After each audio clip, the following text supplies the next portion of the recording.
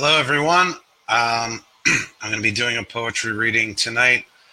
I hope that everybody watching will enjoy it. Let's start things off with the first poem I'm going to read is called Cruise Around the World. It's from a book called Pink Marigold Rays. So here we go. Cruise around the world. Oh, my back hurts. All right, let's do this. Cruise around the world.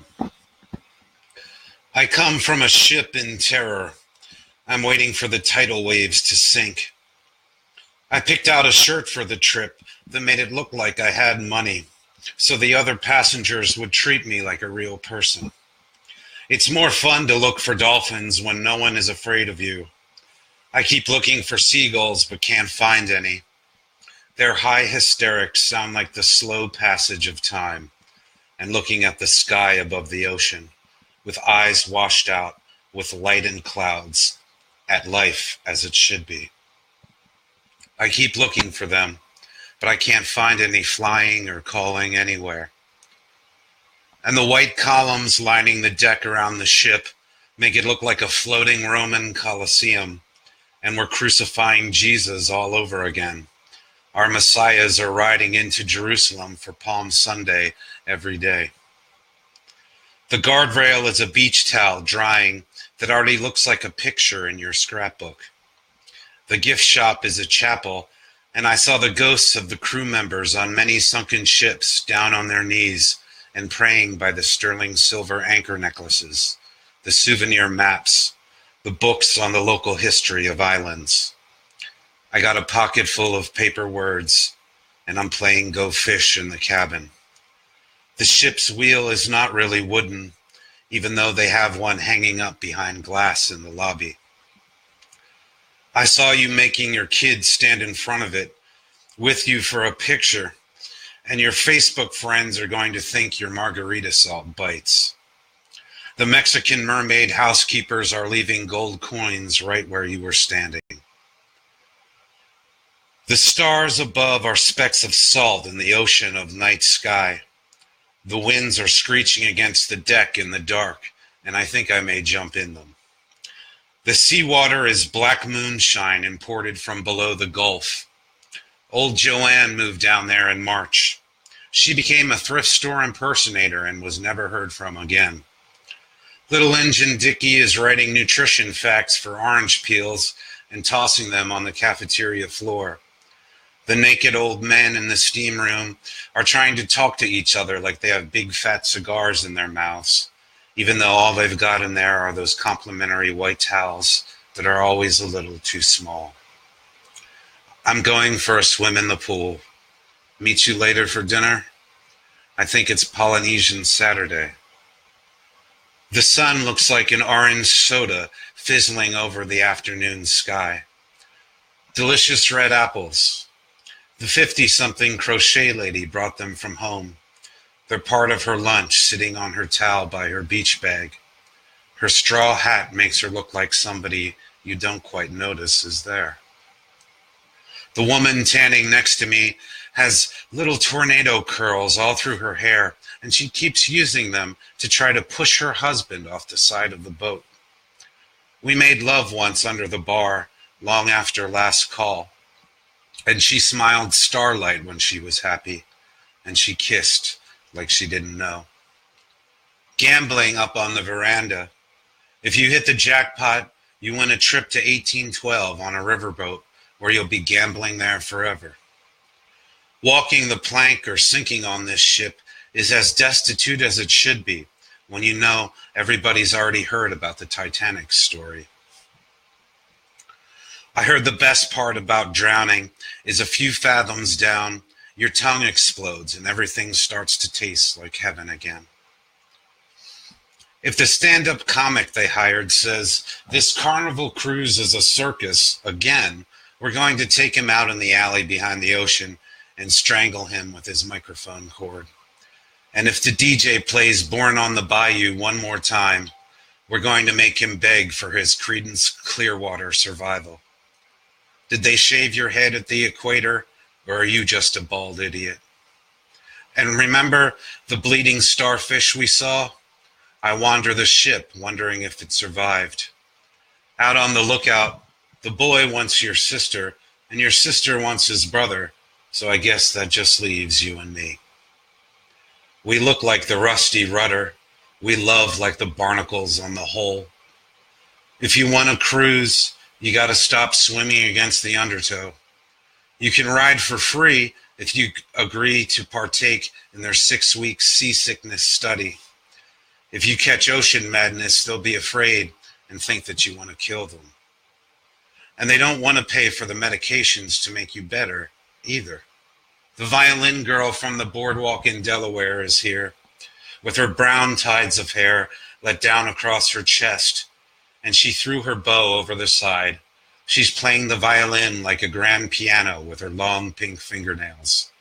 Lightning is coming down with every chord. And her hair is whipping up like raucous seaweed. You watch her sitting Indian style because you want to get struck by a bolt. And the staff is trying to book her to play the cruise launching next summer. She hasn't signed anything yet, and they're handing you a brochure with her picture on it saying, "Come on down and sail with us again." At night, we become the coastal scenery. We are the dirt blowing from the palm tree leaves, the highest point on the mountain ranges being born out of the sea. We become rocks tumbling off the cliffs. You can see our little ripples come in from the shoreline.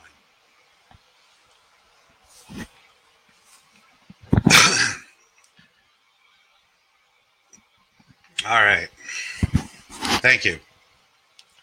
I'm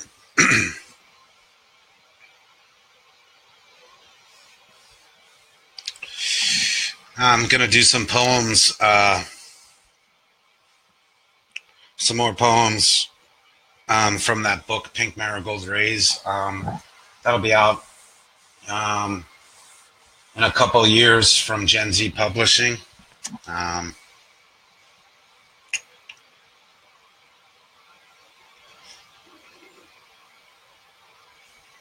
Let's see.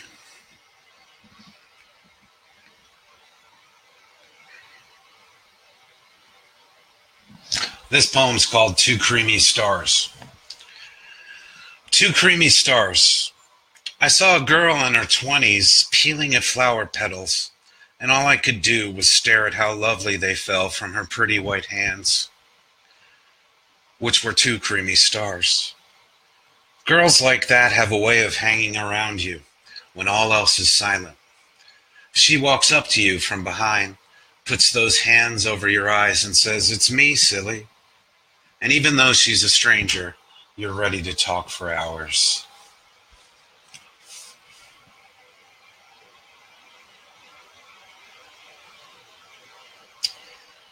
This poem's called By the White Paint Bubble on the Bedroom Wall. You know, you can call me on the phone if you want. I keep the real whiskey in my throat. I kept record of the exhaustion. I know absurdity comes with free refills. I saw the barrel of the gun before the firing squad turned left and cut through the field. I kept talking when it was time to shut up. You sound like an endless note with no music, and they know how beautiful it is, only they just let you keep going on and on from some cell phone or parchment or childhood pictures mound, but it's singing to me. You and your rusty T-shirts and blood gauze. I know the earth is sobbing canyons to it, and I know I can hear you because I haven't heard anything in a while, and I burned down the mountain for us so we could have a fire tonight.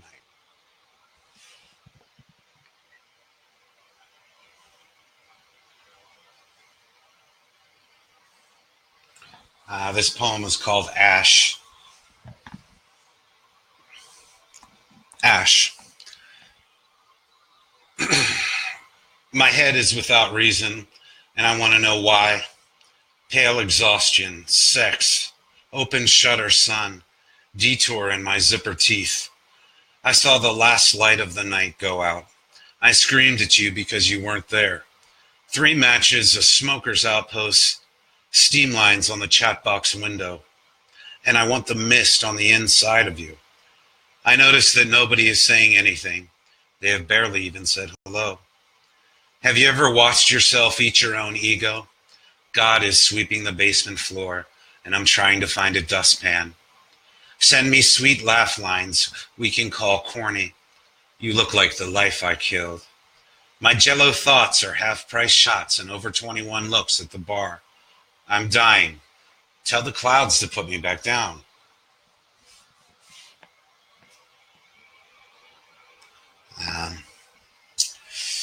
All right.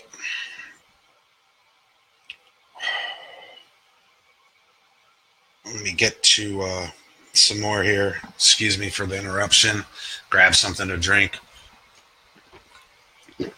Tonight's drink of choice is orange juice. And no matter how often I read poems, I still get nervous. I hate that. I don't know why I'm nervous.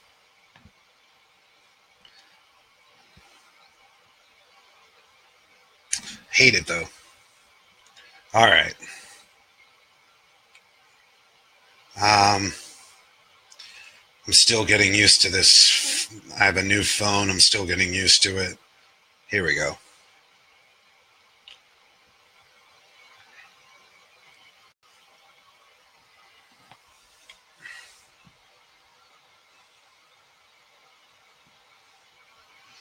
This poem is called Picnic Table Pity. I wrote this one in maybe the last couple days. I'm not sure what book it'll be for or anything. It's an uncollected poem. Picnic Table Pity. Here I am in the scraped off earth. Cars without destination. A strong walk only goes so far. Dimes on the ground. Loose change for moldy bread, for seagulls squawks remembered. The burden of 23 years freaking on his shoulder. The unknown fearful mysteries of waiting in a car for the gas pumpers. The quick wit wasted on nervous words. The fights to pick, the fights to kill. Sad snow shovels and houses standing in their good years. The cautious steps of winter. Cigarettes and pills and haircuts. Heroes only take you so far. A pleasant day nod. Is she talking? I'm sorry for the damage, God.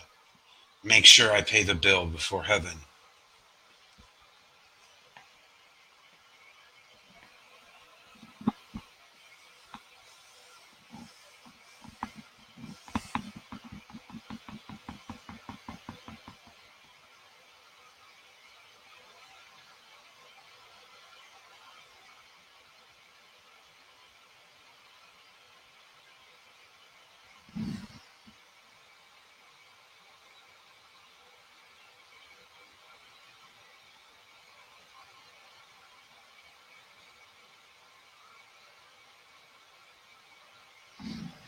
Okay. This next one is called, it's from a series of poems I'm doing called Selfless Portraits. So it's all sorts of portraits of myself had I been somebody else. So this is called 1967 Dan. It's if I was alive in 1967 right now. It's the 60s and I missed it by a decade, but here I am. And it's a darker night outside than I thought. It's kind of like crispy brown leaves and autumn moonlight shining from the lamp in my bedroom. And I always heard they liked poems, and I'm writing them like I always do. And I don't know what to do when they read them like they're reading the Bible. But I didn't think they'd cook me dinner and tell me they hope I don't get shot. And I'm getting bored now, and the best part of this is I thought I knew what the 60s were like, but I was wrong. I do now. There's so much to do that it hits hard. I wanted to fall in love, but her youth was decaying bones and was gone because she's an old woman in 2018. Everyone is going somewhere too fast. And I'm starting to think I was never born and I'm just a hallucination in my dad's hit of acid.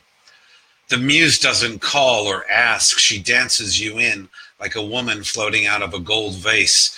And you want to go and you have to go. I told the naked hippie babies about all the animals on Noah's Ark. I thought I saw Forrest Gump, but it might have been Tom Hanks. I slept with Audrey Hepburn on plush pillows in her city penthouse, and she laughed hysterically and said, "We'll break up when the Beatles do." And everyone is talking about Bobby, and I think the only way back is to make it to 1970, when we'll all be back home for supper.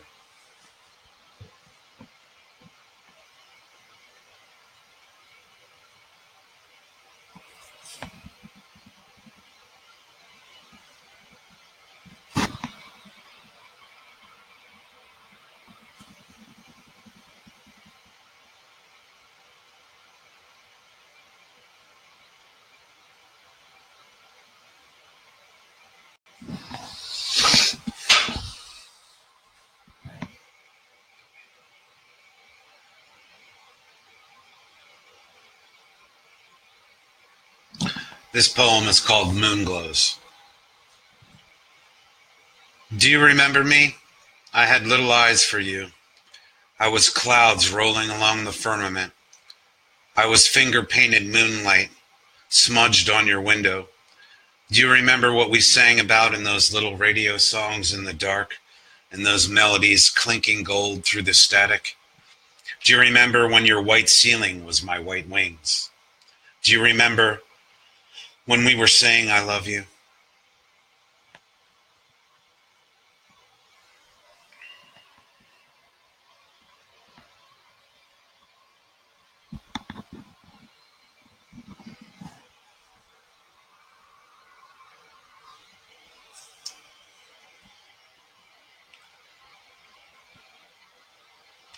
This poem is called In Shorts Up the Front Steps.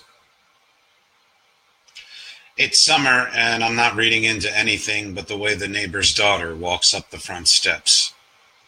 Here from my shadow, I only hear people talking to someone else.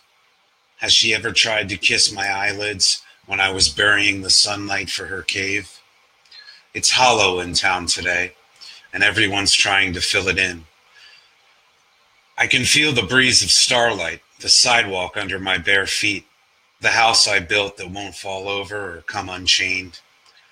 Maybe the neighbor's daughter is brushing her hair just for the terrace, the long walk out from the garden where the raspberries are almost ready for picking, and so is the silence over evening coffee.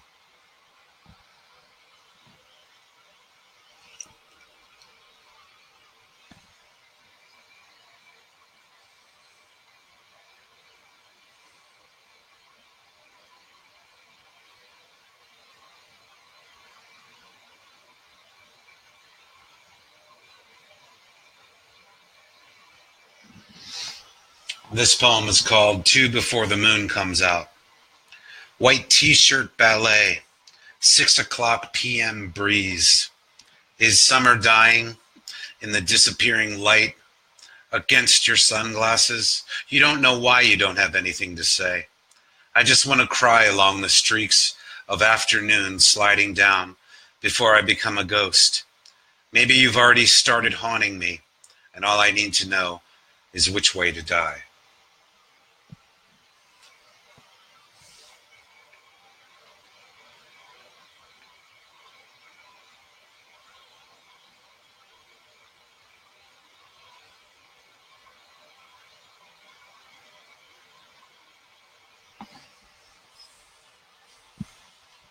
A laugh in the sky. I think I got one more good breath coming in tonight for the rest of this heaven in my hell, and it's just for you. One pack of cools, one chance, one cough in the darkness echoing, asking you to stay. One candle moon blown out from under me that I and the little angels are running around like falling stars trying to light. One cold kiss, one last chance to say you were out. You were our last look at joy. Why did you die? Are these even my arms? I can't tell anymore. I don't know what color heaven is. Maybe you could show me. I only have these watercolor tears. Remember sun? Remember surf with gulls flying above and your blonde hair? Sunglasses and smile laughing on a breeze?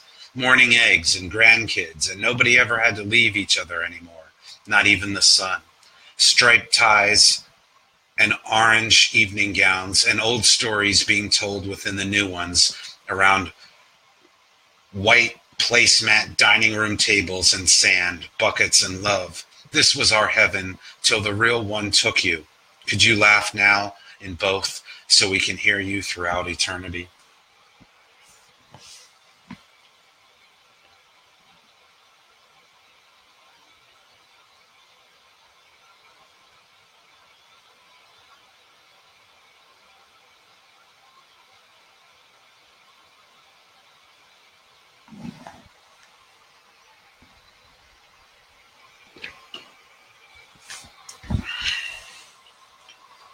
This poem is called Jamie Variations.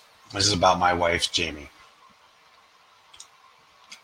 Jamie Variations, renegade Jamie, no cops Jamie, turning her head around while I piss from the shoulder of the road. Gray-black alcohol, black magic, nightfall, and highway weeds. Folklore Jamie, waiting tables from complete destitution and terror. Hero Jamie of the dawn light, innocent, blue-white. Get this morning started into overjoy now, Jamie. Ecstatic blonde hair and pen and tablet.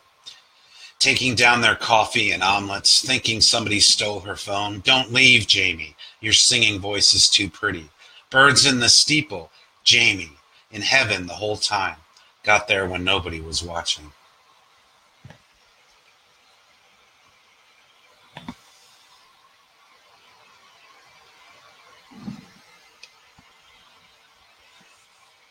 I'm going to do a couple more. Then I'll be done for the night.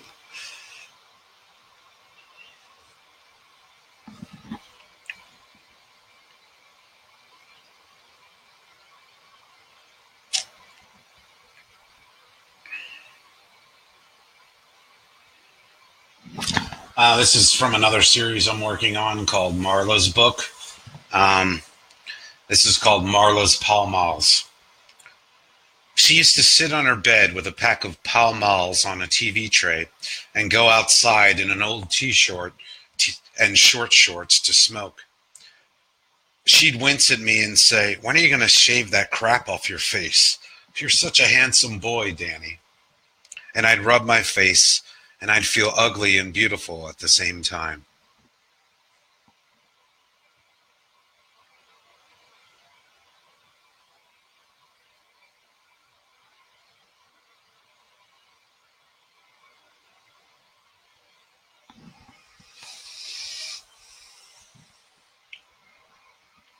This poem is called Wasn't There Something About the Moon? This is the third moon poem I've done tonight. Wasn't there something about the moon? Wasn't there something about the moon before we came home? Something in the wet grass soaking through our sneakers that took away the brick buildings and made the streetlights glow a little dimmer in the mist. It's 11:54 and the movie credits are rolling yellow. The Afghan blanket is covering one of your legs. The hallway light outside the bedroom is our beacon for sleep. But wasn't there something way back when this night began? Out beneath the starlight, the perfect side of the moon, that made the night a strange darkness that we knew was ours.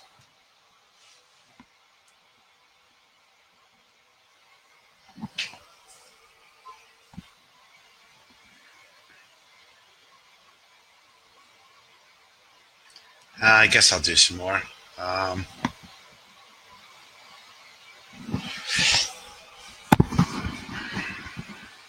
Here's one from a book I'm compiling at the moment. It's called Cotton Dream Suite is the name of the book. This poem is from it. It's called, like I said, it's called Gwen Can't Get to Sleep Tonight. Gwen can't get to sleep tonight. She's driving away from the girls, and their laughs are empty bottles at the bar. It's long past midnight. The fields are quieter than darkness. We're the only stars left in our skies. Gwen can't get to sleep tonight. Only God can see her eyes. There's beer on her music box. The moon is busy making love to the sun. Gwen's already talking to tomorrow's hangover, wondering if it will make her breakfast. And the radio can't soothe her. It can't replace a phone call. Gwen can't get to sleep tonight, and I'm in no one's mind at all. We live off turnpikes, where memory is headed south, but movement comes and movement goes. Gwen can't get to sleep tonight, and all of this is too much for her to know. All right, that's it for me. Thanks to everybody who watched this, and enjoy the rest of your night. Bye.